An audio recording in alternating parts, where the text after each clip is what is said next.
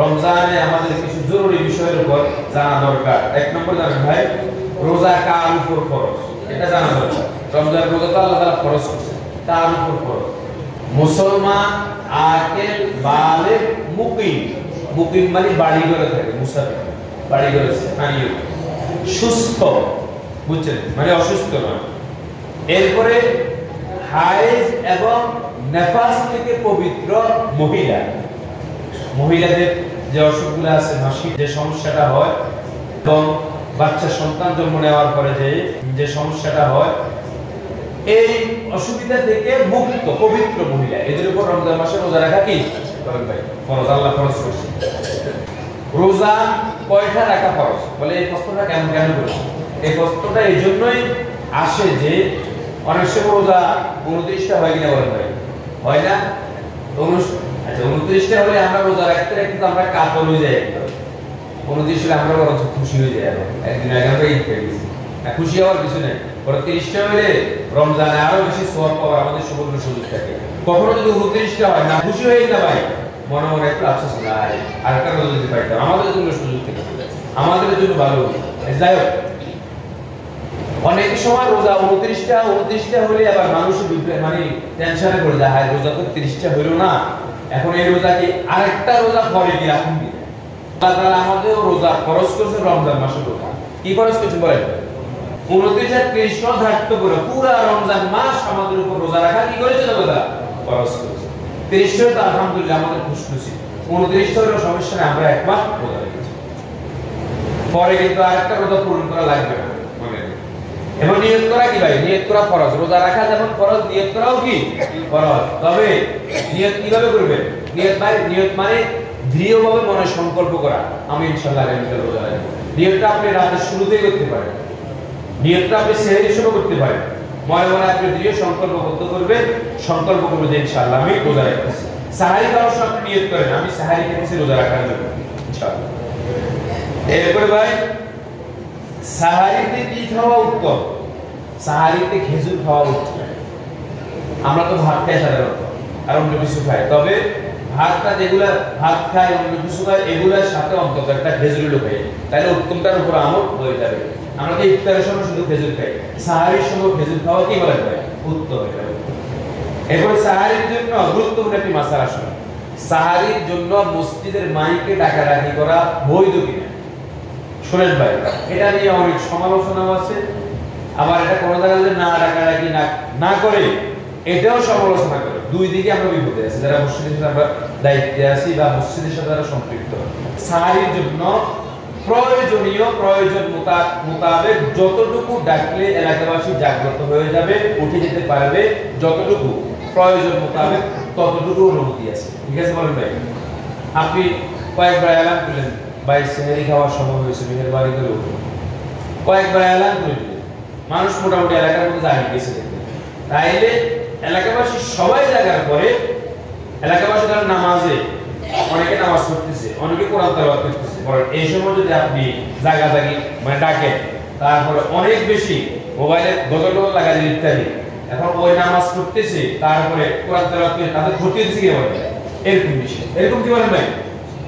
প্রয়োজন মোতাবেক যতটুকু ডাকলে এলাকাবাসী জাগিয়ে যাবে ততটুকু ডাকা কি আছে? অনুমতি আছে। ঠিক আছে, তাহলে বিষয়টা বুঝে আসছো তো ভাই? আচ্ছা, আল্লাহ আমাদেরকে বুঝার তৌফিক দান করুন। এরপর ভাই, ইফতারের সময় হওয়ার সাথে সাথে ইফতার করে ফেলবেন, দেরি করবেন না। ইফতারের সময় আছে সাথে সাথে ইফতার করবেন, অপেক্ষা করবেন না। এরপর সাহারি একদম শেষ ওয়াক্তে দেরি করে সাহারিটা করবেন। এরপর আসুন ভাই, ইফতারের সময় ইফতার করবে একটা দোয়া পড়ে, আল্লাহুম্মা লাকা সুমতু ওয়া আলা রিজকিকা আফতার। এই দোয়াটা ইফতার করার সময় পড়বেন এবং ইফতার শেষে আরেকটি দোয়া পড়বেন, যাহাবাজ জামা ওয়া বাতাল্লাতিল উরুক ওয়া সাবাতাল আজরু ইনশাআল্লাহ তাআলা। এরপরে ভাই তারাবির নামাজ। তারাবি পড়া কি শুনেন ভাই, রমজান মাসে ইশার নামাজের পর প্রত্যেক নারী এবং পুরুষের জন্য 20 রাকাত তারাবির নামাজ আদায় করা সুন্নতে মুআক্কাদা। বলেন হুকুমটা কি বলেন ভাই? সুন্নতে মুআক্কাদা। কয় রাকাত বলেন ভাই? এবার বলেন, মুখে বলেন কয় রাকাত? এখন ভাই, আমরা এমনি আমল থেকে দূরে আছি, শয়তানে আমাদেরকে এতভাবে ঘায়েল করে দিয়েছে, কোন আমল করতে মনে চায় না। চায় বলেন ভাই? আমল করতে ইতমিনান লাগে, মনে চায় কেমনে ফাঁকিবাজি করব, আমাদের মনে এটা চায়। তারপর কেমনে আমল থেকে দূরে থাকতে পারে, আমাদের মনে ওই দিকে টানে আমাদের। এজন্য রমজান মাসে চেষ্টা করবেন অন্তত রমজান মাসে যত বেশি আমলের মধ্যে জোড়া যায়, যত বেশি আমলের মধ্যে লাগানো যায় নিজেকে, চেষ্টা করবো তো ইনশাআল্লাহ। তাইলে 2-4 রাকাত পড়ে অলসতা আসি গেছে, ছোটাছুটি দৌড়াদৌড়ি করবো না বলেন ভাই? ভাই মেহেরবানি করে যত বেশি সম্ভব আমলে জড়বে।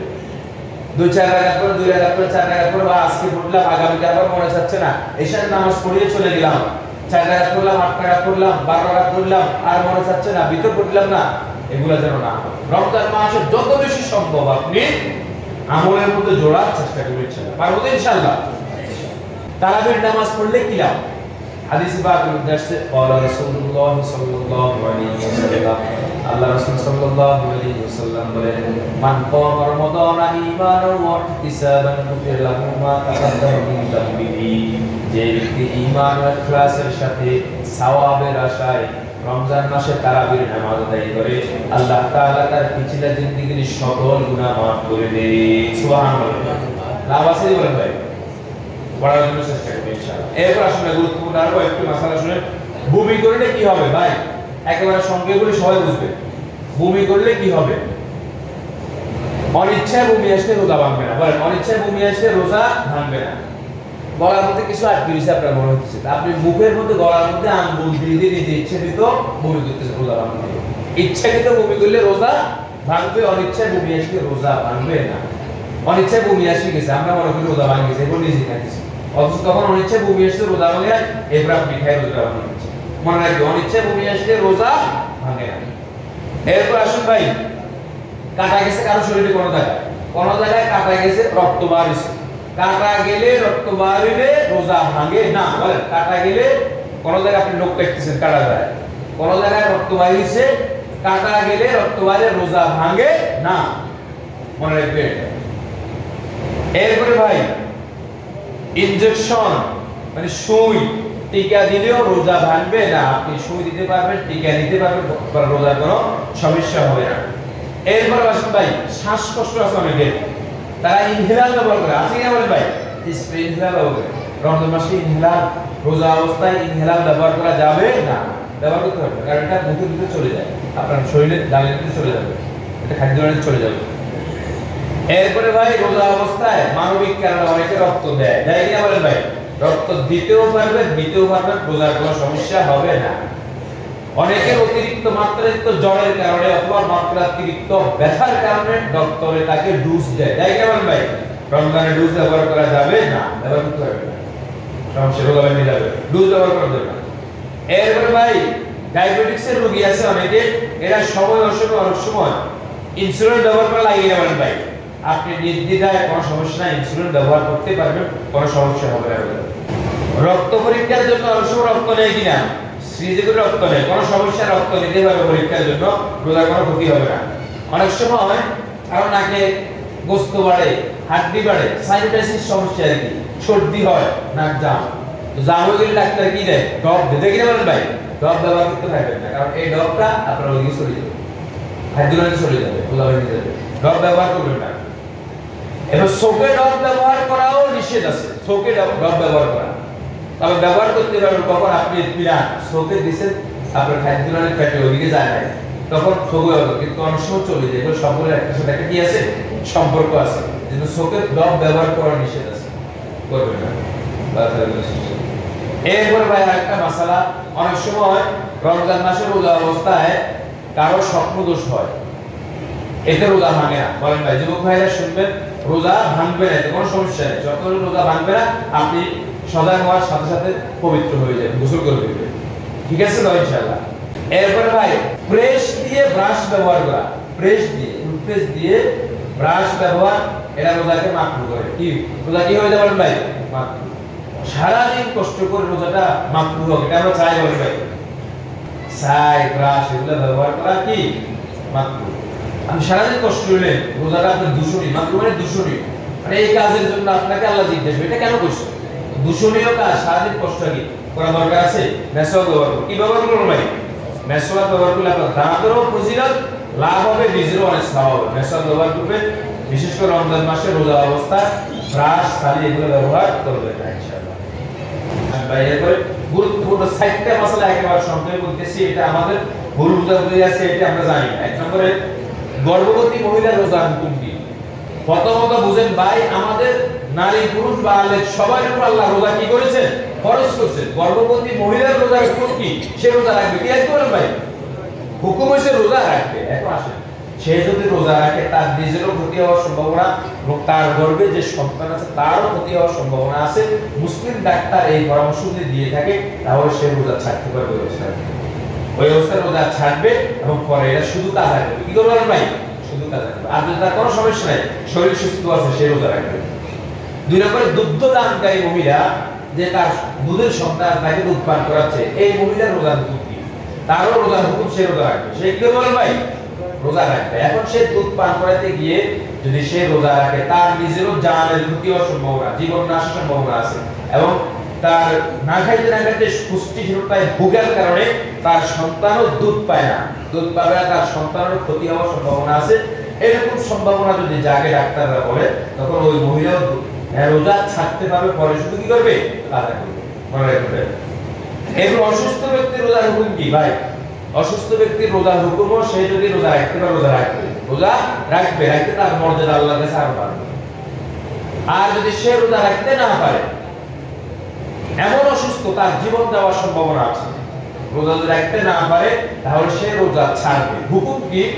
হুকুম আসে অসুস্থ দুইটা ছিল। কয় ছিল করেন ভাই? দুই ছিল। একটা অসুস্থ হয়েছে সুস্থ সবল মানুষ, মানে হঠাৎ সে অনেক অসুস্থ হয়ে গেছে, মানে যুবক মানুষ, বৃদ্ধ নয়, যুবক মানুষ, বয়স্ক, এমন মানুষ মানে হঠাৎ সে অসুস্থ হয়েছে, এমন অসুস্থ যে অসুখে সে এখন রোজা রাখলে তার জীবন যাওয়ার সম্ভাবনা আছে, ডাক্তারের পরামর্শ দিচ্ছে। এই অবস্থায় ব্যক্তি রোজা ছাড়বে এবং পরে শুধু কি করবে? কাজা করবে। শুধু কি করবে? কাজা করবে।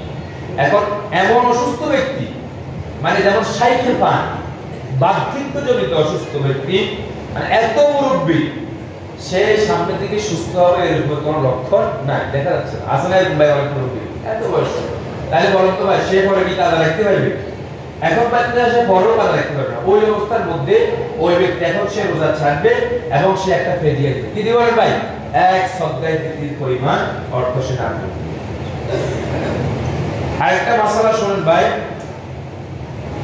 রোজার পরিবর্তে অনেকে চালাকি করে আরেকজনকে রোজা রাখায়, এটা সম্পূর্ণ ঘৃণিত কাজ, খারাপ কাজ।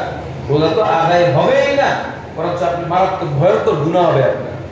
মানে একজন পয়সাওয়ালা অনেক সময় রোজা করে কিনা আল্লাহ জানে, মাসালা যেহেতু আছে মনে এগুলো করে, এরকম হয়। সে রোজা রাখে না, সে একজনকে খাবার দাবার বা টাকা পয়সা দিয়ে তার পরিবর্তে রোজা রাখে। রোজা কি ওই ব্যক্তির উপর ফরজ না? সবার উপর ফরজ হচ্ছে, তার উপর রোজা ফরজ না? এই কাজ করা যাবে বলেন ভাই? আসলে ধরে এটা করা যাবে? রোজার পরিবর্তে আরেকজনকে দিয়ে রোজা রাখানো যাবে না? বলেন যাবে? যাবে। এবং সর্বশেষ যে মাসালাটা ভাই, আমরা অনেক সময় রোজা অবস্থায় সফর করি, কোথাও যাই কিনা বলেন ভাই? ঢাকা গেলাম, চিটাং গেলাম, কোনো কাজে গেলাম, তো লম্বা সফর না, ওই অবস্থার মধ্যে রোজা হুকুম কি? ওই অবস্থার মধ্যে রোজা হুকুম, রোজা রাখতে হবে। রোজা কি করবেন? রোজা রাখার হুকুম সব ক্ষেত্রে, অসুখ হোক, তারপরে যাই হোক, বৃদ্ধ হোক, যুবক হোক, যুবক অবস্থা অসুখ, সফরে যাই, খারাপ লাগতেছে, সব অবস্থা রোজা হুকুম কি? রোজা রাখতে হবে, রোজা রাখতে হবে। তবে সফর অবস্থায় রোজা রাখতে আমার অনেক ক্ষতি হওয়ার সম্ভাবনা আছে, তারপর অসুস্থ হয়ে যাওয়ার সম্ভাবনা আছে, জীবন নাশের সম্ভাবনা আছে, ঘুরি পড়ার সম্ভাবনা আছে, বিপদ হওয়ার সম্ভাবনা আছে। ওই অবস্থার মধ্যে আপনি রোজা ছাড়তে পারবেন, পরে কাজা করবেন। আল্লাহ পাক রব্বুল আলামিন আমাদের সকলকে, আমরা এতক্ষণ যা কিছু আলোচনা করেছি, শুনেছি, আমাদের সকলকে বুঝার এবং আমল করার তৌফিক দান সকলে আমিন। ওয়া মা আলাইনা ইল্লাল বালাগ।